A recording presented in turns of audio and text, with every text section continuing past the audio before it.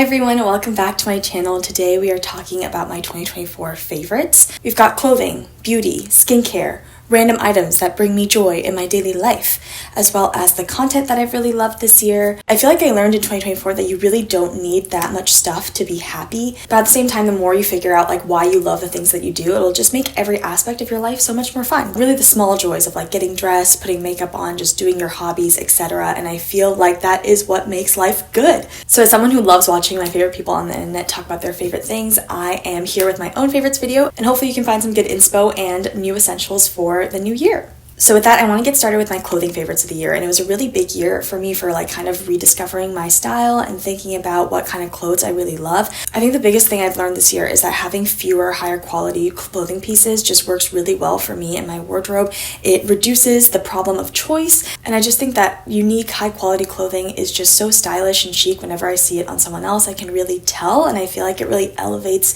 someone's vibe, and that's what I've been loving playing with in 2024, and I hope to carry that into the new year. In terms of tops, one of the big themes I discovered this year was wool. This was my first year searching for 100% wool pieces, and I know they're harder to care for in some ways. You gotta wash them and store them and everything, but they just look and feel so good. So my first clothing favorite of the year is the sweater I'm wearing right now. It's sort of like a ribbed vintage polo sweater in this really nice like burgundy deep purple color that I love. I found it at Newsboy Vintage in Seoul, and I just love the fit of it. It's very slightly oversized, and it can truly be dressed up like fully preppy, or it can be dressed down with like just a pair of jeans, and it just looks so classic.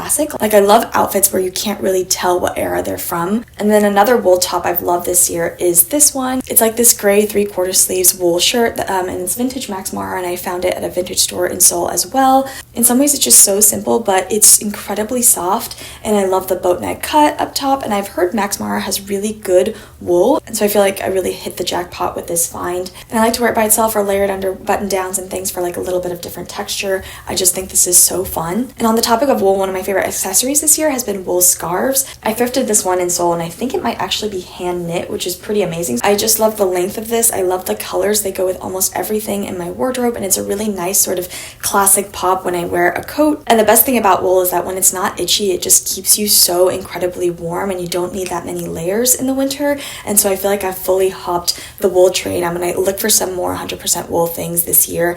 I would really recommend you guys search for secondhand wool if you can. 100% wool things new are hard to find and tend to be really expensive, and so I feel like vintage is truly the way to go. Just make sure to prioritize color and fit, and let's all get our sweaters together for 2025. Another thing I think I cracked in 2024 were like perfect basics, and an example of that is this Orcival striped top that I got in the fall. I also found the secondhand, but it has the combo of the 3/4 sleeve, the boat neck, and then the blue and gray stripe that I love. And I love the tag touches here, like Orcival, and then there's like the badge here. It's just too good. And what I love most about this is how thick this cotton is. Like it feels so good on your skin. And even though this is such a simple shirt, the thickness of it and the colors and the shape make it really pop when you wear it with honestly anything. I also have a light blue Coast button down top that I thrifted this year, and it's truly the perfect button down. If you guys want to search for these secondhand, I truly believe this Coast button down shape is unparalleled. It's like the perfect mix of like fitted and baggy, feminine and masculine, and I love wearing it just in the spring or summer over a dress or a tank top, and I feel like it immediately looks slightly more elevated and like crisp and like you thought of the outfit, which is so nice. And then in terms of solid basic bottoms, I have two that I really want to recommend to you guys. The first is the Aritzia Sunday Best, I think olive pleated skirt is what it's called. I bought this at the beginning of this year, and honestly it felt like kind of an impulse purchase at the time, but I have worn the crap out of this one tiny skirt. I think it's the prettiest sort of like A-line preppy skirt that I have found. I love wearing it with like a sweatshirt for a casual vibe, or like a tank top for like a sporty look, or you could even do it with this wool sweater and it looks a little bit more preppy schoolgirl. It just worked with literally everything, and the best part about it is it literally does not wrinkle. It truly is incapable of wrinkling, so I guess like polyester really showed up in this skirt. But I throw this everywhere. I crumple up in suitcases and everything, and it looks so clean and fresh and new every time without needing ironing. And if that isn't the best skirt, I don't know what else to say. I think this was an investment that was so worth it. I must have worn it like 100 times this year. And then I have one pair of jeans I really want to recommend to you guys, and these are the Musinsa standard wide leg jeans. I bought these in Korea, but they should be available in their online store as well, and I would just say this is the perfect wide leg jean. The wash is so classic and sort of vintage looking, which I love. The quality is really amazing for a jean that's honestly under like $60, which is crazy. And the fit is exactly between like a wide and straight leg, and it's so flattering. I think it would look good on honestly anyone, and they're super comfy, and so they've become my new go-to jean this year. So I found some really good basics this year, but I still want to remind myself that fashion fashion is fun and that like having a good old goofy time is what I love with fashion. And so on that note, I have not let go of my graphic tee roots. I've always loved a graphic tee and I always will. And these two are sort of my favorites for this year. We have this graphic sweatshirt that you guys might have seen in some of my videos. I love the blue color of it, and the print says nothing is ever simple, with a little horse and like someone fell off the horse, and it's so ridiculously cute. I got this at a vintage store in Austin and it's perfectly oversized, the perfect mix of color as well. Will I ever find as good of a sweatshirt as this one? Probably not. And then lastly, I have this vintage shirt that I thrifted when I was in Princeton, and you can see the graphic has really worn down, but I think that's the point of this shirt. I love the heathering that has naturally happened as the shirt has been worn over time, and I'm so scared I'm gonna put a hole in it or something because it is quite old and quite thin, but I love the natural faded print of this. It looks so good with just like a basic jean. Of course, there's the fun sponsorships on the back, and it reminds me of my time in Jersey. And then I forgot to mention that I found some great vintage jackets this year. The first is a leather jacket that I found in Montreal. It's 100% leather, and I love the ruffles on it and sort of the girly touch that they add, and I really wore the heck out of this in the fall. And then I also found this vintage wool bomber as well, and I love the plaid on this. It's just so classic and goes with everything, and it keeps me incredibly warm, so much so that I've worn it in the fall and also throughout the entire winter. So yeah, I absolutely love these, and I'm excited to keep wearing them in the colder months next year. Next for shoes, I have two pairs that I got this year that I wore the heck out of and absolutely loved. The first are these Dr. Martin George or Jorge 2s, and these are the Nuback faux fur ones in this sort of grayish green color, and I got these on sale in the summer. I was interested in a pair of clogs for a while. Obviously, they were the Birkenstock Bostons that I really like seeing on other people, but I just didn't feel like they were very me. And then I saw that Dr. Martens came out with their own version, and Docs are literally my favorite shoes in the entire world. I have my Oxfords that I've worn for 6 years, and sandals and all this other stuff. So there's something about this yellow stitching that just brings me home, but I'm so glad I got these. They're so comfy, they don't require any breaking in, and honestly I didn't mean to get the faux fur ones. It was just because they were on sale, but these keep my feet really warm and I can wear them in the fall, winter, spring, and honestly that is good enough for me. Absolutely obsessed with them and can't wait to wear them in the new year. The other pair of shoes I have are these sort of suede blue Mary Janes that I got in Montreal. They're supposedly the brand Geronimo, but I honestly found them in a random shoe store, and so I don't know if you can find these online. I'll try and find them, but this truly proved to me that I should go into more shoe stores when I'm traveling, because there's something really fun about trying on a bunch of different shoes from local designers in the area. With these shoes, I love the stitching detail, the blue color, the Velcro strap.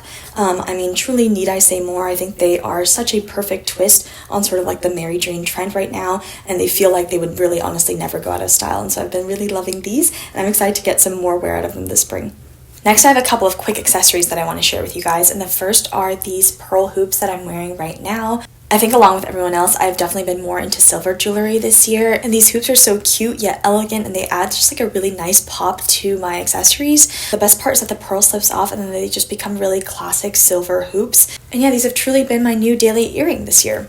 Next, I have two basic hair accessories, and honestly, one of my big goals for 2025 is to put a little bit more effort into my hair. I feel like it can really make or break an outfit. It adds so much to someone's vibe, and it's so fun to play with. I just get so lazy. But for my fellow lazy girls, the two accessories that have saved me this year are these hair clips and sort of big statement scrunchies. I think hair clips are a 2020s trend that is here to stay forever. They're so easy to use, so comfy, and I prefer the smaller ones that can kind of pull your hair half back like this instead of like a full one. And then what I'd really recommend for scrunchies is picking like a really cool pattern or color.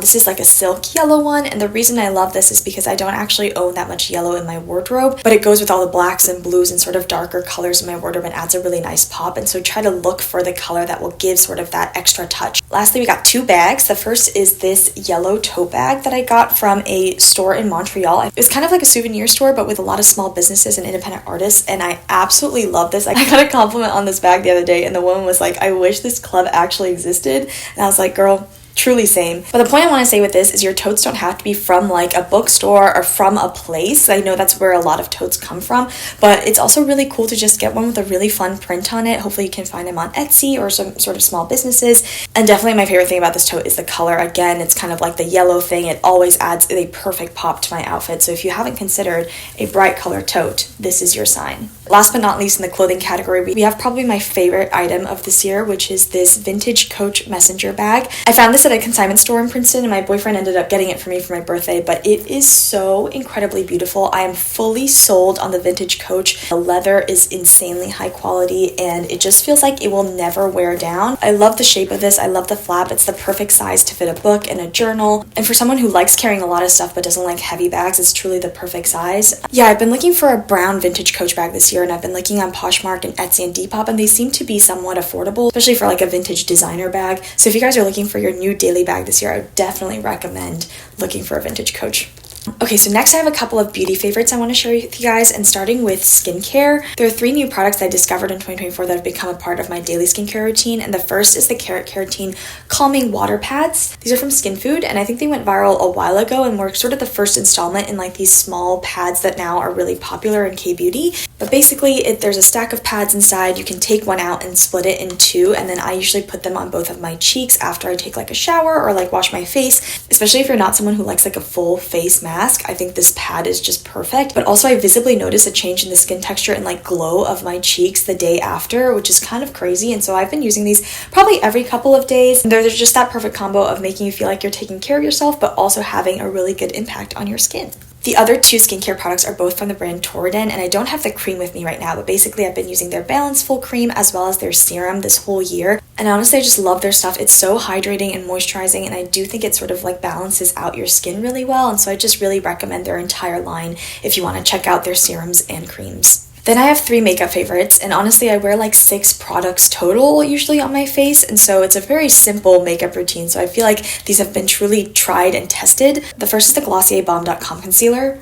And I love this because this is the most natural concealer I've ever used. It's extremely dewy and it doesn't crease at all. The only caveat I'll say with this is that I'm someone who doesn't wear foundation, so I don't use any base layer of skin makeup, and I think that's why I love this so much. It blends in so well with my natural skin. But if you are someone who prefers thicker coverage, I think this would probably be too light for you. So this would be for sort of like my natural skin girlies, if there are any out there.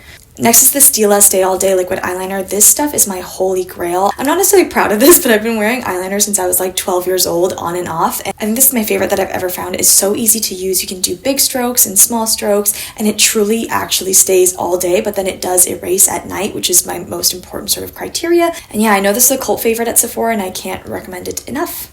Lastly, we have my daily lip, which is the Roman Juicy Lasting Tint in the color Fig Fig. Again, like I mentioned, I feel like this year I realized that I don't need that many choices for most of the things in my life. I don't need like 10 lip colors. I'm only going to gravitate towards a couple anyway.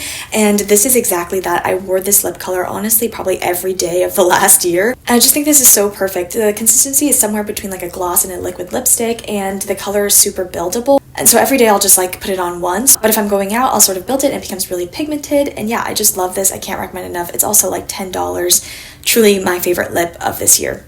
And now I have a bunch of lifestyle favorites, aka just like little items throughout my life that have brought me so much joy and I hope can inspire you a little bit. I don't have the first one with me because it's at my place in Seoul right now, but it's the 4 Life teapot and I have it in the color blue. There's a ton of colors though if you want to choose. And if you guys have watched my vlogs, you'll know, but I drink tea probably 2 times every day, once in the morning, once at night. And so I use this thing religiously. It's a really beautiful ceramic pot with a little tea strainer in it. And I just think it's the perfect size for like 2 to 3 cups of tea while you're working. And it's hard to explain, but there's something about the shape and weight of it that just makes you feel so fancy. It doesn't have to be tea, but if you guys also have a ritual that you find really grounding and calming, I would just say like feel free to invest a tiny bit more in the things that make that ritual special, because I truly have gotten the best use out of this teapot and it makes me so happy every time I drink tea in the morning and night. It's truly the definition of like an everyday staple that hopefully I can use for years and years to come. Next, a small thing that has also been bringing me a lot of joy this year is this pouch from Blue Q. The design on it is so freaking cute and I think it's part of their coin pouch line. But I actually use it for storing my wired earbuds that I use every day. I still think there's nothing as good as a pair of wired earbuds, but they get so tangled and lost in my bag all the time. But then I started using this pouch, and I'll usually keep like a chapstick in here as well. And it is so cute. There's no way I'm losing track of this because of the color. And every time I take this out on like public transit or on my little walks, it just brings me so much joy. Yeah, in general, I love Blue Q's designs and their sort of pouch line. So if you guys are looking for some fun little pouches to spice up your bag life, definitely go check their website out. Next, I have another silly item, which is this portable charger. It's pink and it has the iconic face of Loopy on it, which I absolutely love, but I genuinely really needed this because I'm still in that iPhone 11 grind and I don't actually really want to change my phone. I just need it to have better battery life, and so I'm so glad I finally invested in a portable charger that's like really portable and super easy, and then it also happens to be really cute. And so if you guys are looking for a portable charger, let me be the one to tell you, get one with a cute design on it because it will make you happy to charge your phone, which is already an annoying situation in itself anyway. And so it might as well be cute and fun while you're at it. I also really wanted to mention this, but I had no idea where to throw it in, so I'm putting it in this category. One of the things I started doing in 2024 was using mouth tape when I sleep. And I'm pretty sure it has no scientific or medical backing, but at least for my life, it has really helped me sleep so much better because I'm someone who slept with my mouth open for my entire life, honestly. And so this is just like silicone medical grade tape that I get on Amazon. I rip a tiny bit off and I just put it like this. Leave a tiny space just in case I need to breathe in the middle of the night. But in general, it's truly a favorite because it has helped with my quality of life so much, so I wanted to include it in case it can help any of you. And then my last physical favorite for this year is this journal. This is the Leuchtturm something. I'll put it on the screen. But I got this at the end of last year because I really wanted a place to collect sort of all of my crazy thoughts, whether that be planning or tracking things or just journaling or sometimes writing down memories or whatever. I kind of wanted like a commonplace book, maybe is what people will call it. And actually before this, I just had journals for my creative writing. And for that, I just used like the most basic composition books because I almost like the fact that it's so cheap and you feel like you can use as many pages as you want and you just scribble all over, rip it out, whatever, there's no problem. So I was a little daunted by like the nicer journals, but truly this has changed my life. I see how people can become stationery geeks, like the paper quality, the feeling of writing in this, it's so luxurious, it's so fun, and I just really like looking back at my goals and stuff, and also just having a place where I can write down my thoughts in physical form. So yeah, 2024 was a year that I learned that nice journals definitely have a purpose, and that it's absolutely worth treating yourself to one that you'll use for years. I think I have a tiny bit left of this, and when I get done with it, I'll just get a new one to replace it. And last but not least, I wanted to end with my content favorites. As you guys know, I did my book favorites and my past reading wrap-up, so feel free to check that out if you haven't gotten there yet. But in terms of my favorite shows, movies, YouTube stuff, I have all that to share with you guys. To be honest, it was not a huge TV or movie year for me. I think it was just so busy with graduating and everything that I honestly didn't have that much time to like binge stuff or go to the theater or anything like that. But that being said, I did find my favorite K-drama of all time this year, and it's Be Melodramatic. This drama truly has the best writing and dialogue of any K-drama I've ever watched, and I love every single one of the characters. It focuses on sort of three friends and their relationships and their careers, and they also all live together, and it's the perfect mix of like humor and romance and serious things, and I absolutely loved it. If you guys are looking for sort of like a chatty K-drama to fill your time, I would absolutely recommend this one. In terms of movies, I finished the Before series this year. I'd seen Before Sunrise before, but I watched Before Sunset and Before Midnight, and again, you can probably see a trend, but I just love movies with great dialogue and writing and characters, and the fact that it's just two people on a walk in all three movies is crazy to me. Like, it's such a cool concept. I love the acting, and I love seeing the actors age and talk about different phases of love very naturally. And I just think the idea that it takes one relationship and completely expands it to fill the space of a movie is so cool. I definitely recommend watching these in sequence if you can, maybe like over the course of a couple weeks, so you can follow them on their journey. And yeah, I loved it. For music, the one big favorite I have this year that I really want to share is an artist named Meaningful Stone. She's a Korean artist that blends sort of like shoegazy, folk, and like indie pop music, and I absolutely loved her stuff this year.